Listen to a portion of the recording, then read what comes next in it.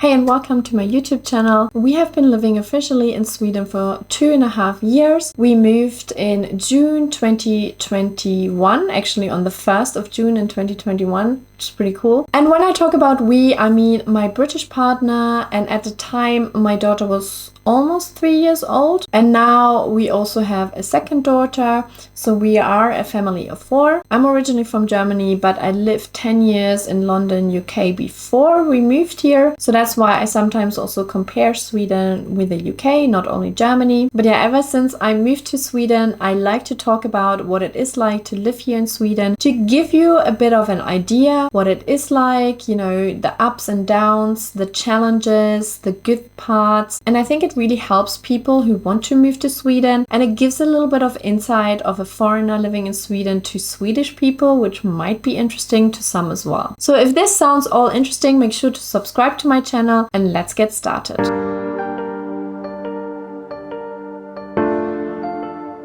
So first of all, let's update you a little bit on family life. So my 2 daughters, they are now 5 and almost 2. They're both in kindergarten since end of August, which is really great because that gives me a little bit of time to work, which I talk about in a little bit. But yeah, the little one started talking a little bit, and she started talking in Swedish a little bit as well. Vatten, for example. The house is beautifully decorated for Christmas, so it is around Christmas time right now. Today is actually Lucia. By the time this video comes out, it might be already over, but I'm really looking forward to a little show at kindergarten. If you're not familiar with Lucia celebrations in Sweden, you can check out one of my videos where I talk a little bit about it and show you also a bit what it looks like. And also what we enjoy at the moment is snow already for a month now, and it is mid-December. So that's really cool. I feel like ever since we moved to Sweden, we had a very snowy winter. And I was told actually that around Stockholm, in and around Stockholm, it is not super snowy all the time during winter. And I was a bit like, oh, that's a shame. But we have been blessed with a lot of snow, especially this year. And I absolutely love it, and the kids love it, and the kids go to the kindergarten on the sled. I mean, that is pure joy for the kids. And I really, really appreciate that we have these proper winters here in Sweden. I love snow. It looks so incredibly pretty. And I know the north of Sweden has obviously snow all the time in winter, so that's kind of a given. But yeah, I really appreciate it and really love snow in Sweden. So yeah, that's a little bit family life. There's nothing crazy going on.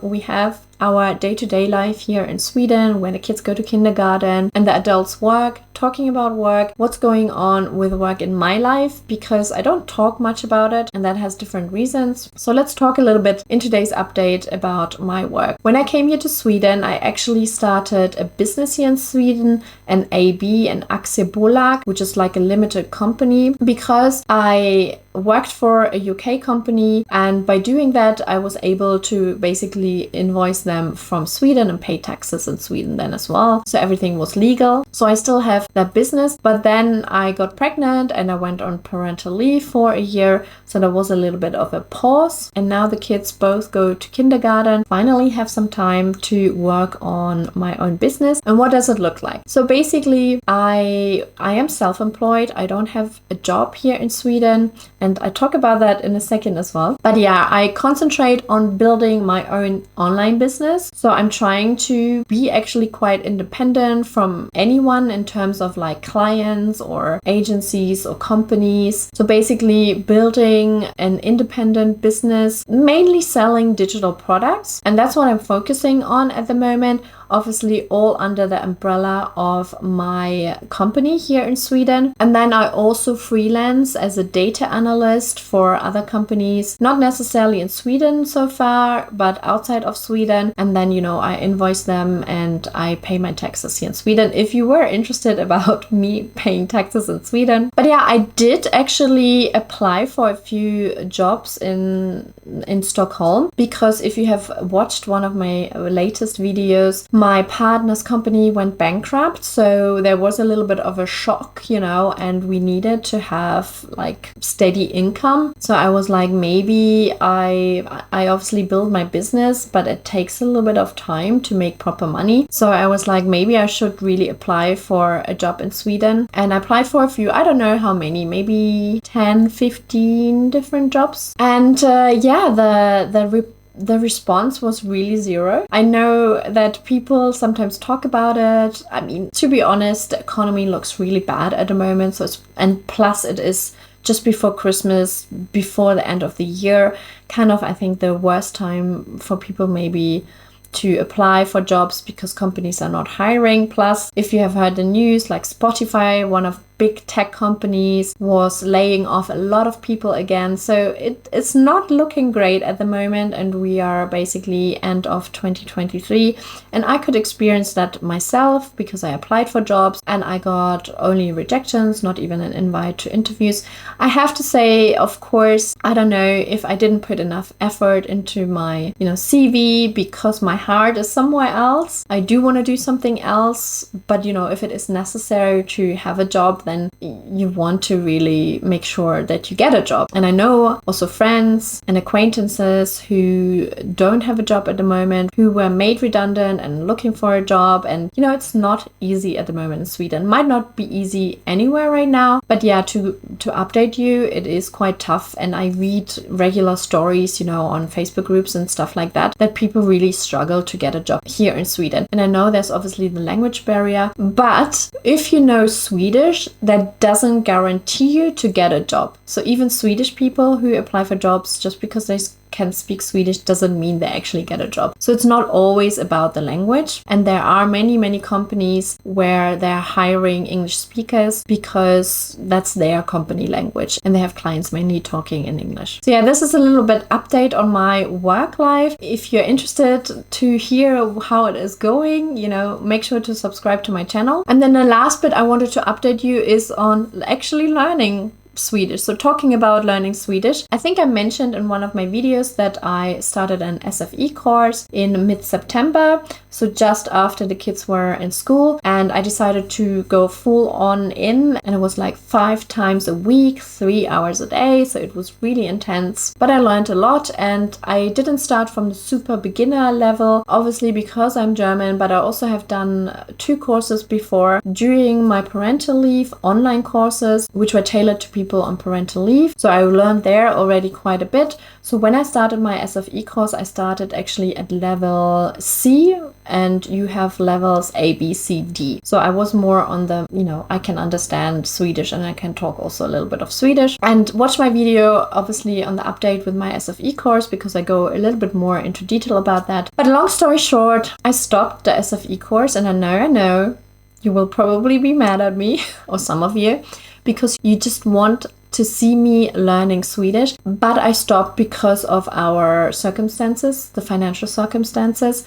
I had to concentrate on building my business and also picking up some freelance work to support our situation. And that's why I stopped my SFE course. And I'm planning to go back, maybe not the 5 days a week, because that takes a lot of time. But there are different modules you can choose. You can do evening course, which is also really bad for me because I have to look after the kids every evening, so we will see how that goes. But I will go back. But also I can feel I understand quite a lot of Swedish. Yes, of course there's the speaking part, but I think I just probably don't get enough the chance to speak. But if I was forced to, I probably could have a little conversation in Swedish. So it's more a bit about, is it necessary for me to talk in Swedish? If I ever come across a situation where I have to talk in Swedish, and this person can't talk English, I probably would be able to articulate myself. But I really do understand a lot every time, like teachers talk to my daughter or little scenarios like that. I do understand, when I go to shops and they tell me, do you need a bag and things like that. I do understand. I'm just, not confident enough to always reply in Swedish. Sometimes I do a little bit, and, there's a mini conversation in Swedish and they think, she can speak and understand Swedish. But yeah, I know it's not the greatest news about me learning Swedish, but sometimes life gets in the way, and it took me quite a while to start learning Swedish properly with a course. And that's because life is so busy, you know. We moved here and then you had to sort out all the things, all the bureaucracy kind of things. Then I had to work a lot as well. At the very beginning I was still employed but was invoicing as a freelancer, so I was working like 4 days a week, so that takes a lot of time. And then I got pregnant, then I gave birth, and I had a newborn, and then we moved house and we had to buy all the furniture, we had to make this home like a cozy home, and all these things take time. And I know for some it sounds like excuses, but for me it's just life, and there are priorities. And Swedish, you know, because you don't need it necessarily, of course it's not a priority, but I'm still learning. Just because I don't do a course, I am still learning and I'm getting there. And if you compare it to 2.5 years ago, I definitely understand so much more Swedish, and I can also talk a little bit. So it's, yeah, just because I don't do a course doesn't mean I'm actually not learning Swedish. So conclusion about the last 2.5 years in Sweden, you know, are we happy? Yes, we are. Of course, life gets in the way sometimes. Of course, there are ups and downs, but in general, we really love Sweden and we want to stay here for quite a while if we can, obviously. We want to travel more. When our financial circumstances allow it a little bit more, we want to travel to the north, to Gotland. We definitely want to do camping trips next year again because the kids love it and we love it. And in terms of social life, I mean, I'm quite happy with my social life here in Sweden. I have a few friends. I have my 2 Swedish friends. Fair enough, I knew them before I moved to Sweden. And then I have friends from different countries. I actually moved around quite a lot, and I never thought like, okay, now I really need to get to know and, you know, have friends from this country. Like, I never thought that way. I just obviously thought I want to make friends, and then I let it happen, you know, I let friendship happen. So I can't complain about my social life here in Sweden. I haven't met like anyone new like Swedish where I say they're my friends now, although we have talked a lot with neighbors and parents from our kids, and we have hung out and we had conversations, but I wouldn't go as far as they are our friends now. And I have made some other friends, new friends, but they are not necessarily from Sweden, which again is absolutely fine. I love to make friends, but at the same time, I don't need that many friends. I rather have, you know, a handful of friends, and then I regularly meet up with them and build the relationship and maintain the relationship. I don't need, you know, 20 different friends from Sweden, especially. Like, it's just a mix. Obviously, I have a family, and so have most of my friends.